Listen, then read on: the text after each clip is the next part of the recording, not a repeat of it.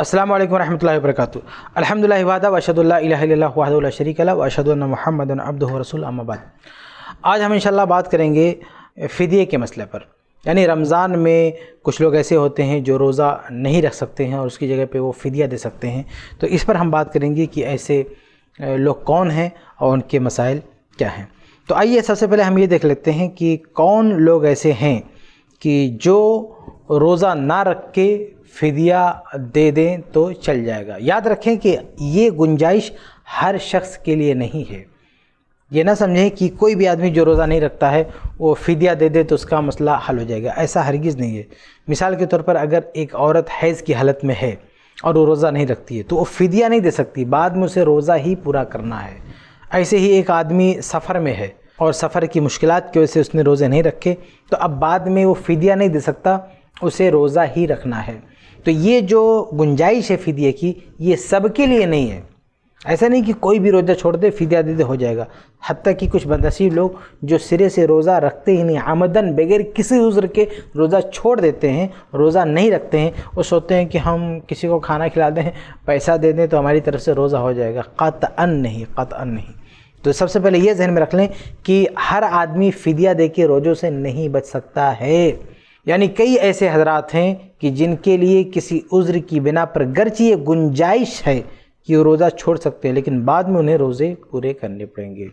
अलबत्ता कुछ लोग हैं जिनके लिए गुंजाइश है कि वो रोज़ा नहीं रखेंगे, फ़िदिया देंगे। ये लोग कौन हैं वो मैं आपके सामने वाज़े करता हूँ।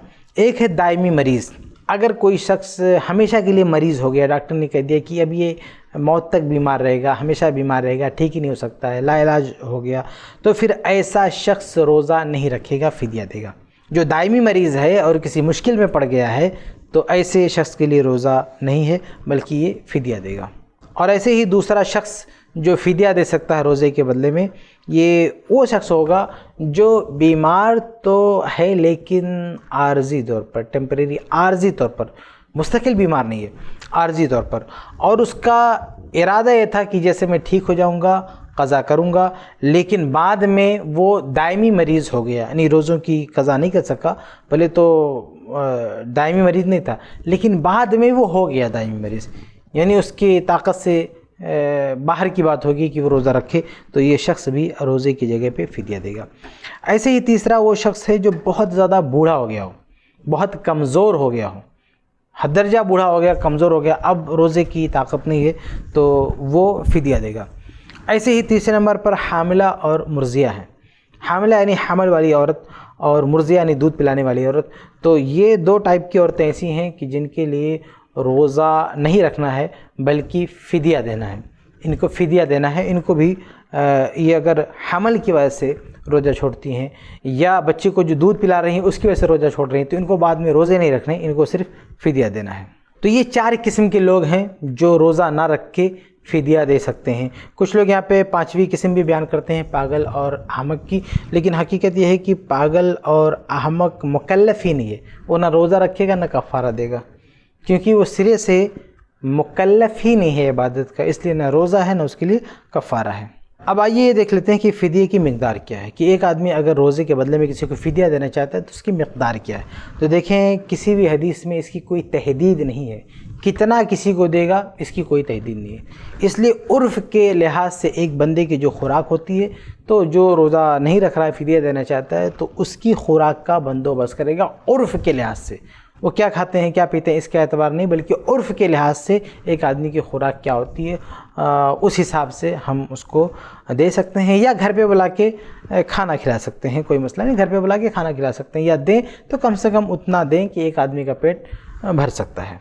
आगे बढ़ते एक मसला ये भी देख लेते हैं कि अगर किसी आदमी ने कई रोज़े छोड़े हैं और वो फ़िदिया देगा, यानी फ़िदिया देने वालों में से है, तो क्या वो एक साथ सबका फ़िदिया देगा? यानी मान लीजिए उसकी 20 रोज़े छूट गए तो क्या 20 फ़कीरों को एक साथ खिलाएगा, ये एक फ़कीर को लगातार खिलाएगा, ये क्या मामला है, किस तरह से वो अदा करेगा? तो देखें इस बारे में भी कुरान हदीस में कोई पाबंदी नहीं, इसलिए जिस हिसाब से चाहे दे सकता है। वो एक फ़कीर को डेली खिला सकता है या 30 फ़कीर को रोज़ाना बदल बदल के खिला सकता है, ये उसकी मर्ज़ी है, क्योंकि कुरान में ऐसी कोई हदबंदी नहीं की गई है। इसलिए वो एक को खिलाए या सबको खिलाए, किसी को घर पे बुला के खिलाए, किसी के घर खाना भिजवा दे, वो किसी भी तरह से کرے آزاد ہے، حتیٰ کہ کوئی کسی کے گھر راشن بھی بھرا سکتا ہے. یعنی اگر کوئی شخص 30 دنوں کا کفارہ ادا کرنا چاہتا ہے تو وہ جا کے کسی غریب کے گھر پہ 30 دن کا راشن بھرا دے، اس کا سارا جو خرچہ آتا ہے تیل کا اور فلاں کا اور سبزی کا فلاں کا، وہ سارے پیسے بھی اس کو دے ڈالے. تو ایسا بھی کر سکتا ہے کہ جا کے وہ راشن بھرا دے، پورا فدیے کا انتظام کر دے. آگے بڑھتے ہیں. ایک اور مسئلہ یہ ہے کہ فدیے کی جگہ رقم دی جا سکتی کہ نہیں، یعنی کھانا ہم نہ دیں، ایسے ہی پیسہ دیں کہ یہ لو تم رکھ لو. تو اگر کوئی عذر ہے، کوئی مسئلہ ہے تو وہ رقم بھی دے سکتا ہے، ورنہ قرآن میں اصل اطعام کا ذکر ہے، کھانا کھلانے کا ذکر ہے.